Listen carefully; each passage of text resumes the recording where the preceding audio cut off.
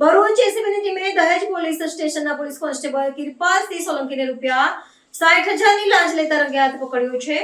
લાંચિયાએ મૃતકના પરિવારજનો પાસે મૃત્યુ દાખલાની નકલ આપવા બદલ મૂળ ₹1,00,000ની માંગણી કરી હતી.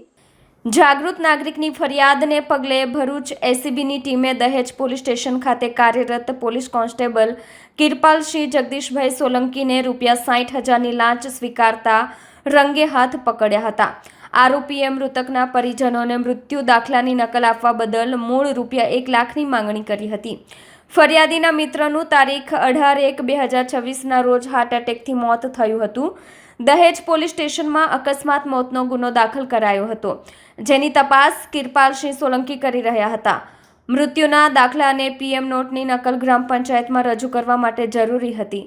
પરિજનોએ જ્યારે લાંચિયાનો સંપર્ક કર્યો ત્યારે તેણે નકલ આપવા બદલ ₹1,00,000ની લાંચ માંગી. વધુમાં રકઝક બાદ ₹70,000ની સંમતિ થઈ. લાંચ આપવા માંગતો ન હોય તેવા ફરિયાદીએ એસીબીનો સંપર્ક કરતા તપાસ શરૂ થઈ.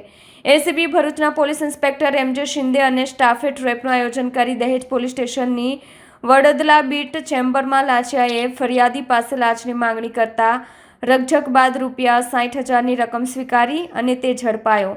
તમામ રકમ સ્થળેથી રિકવર કરવામાં આવી છે.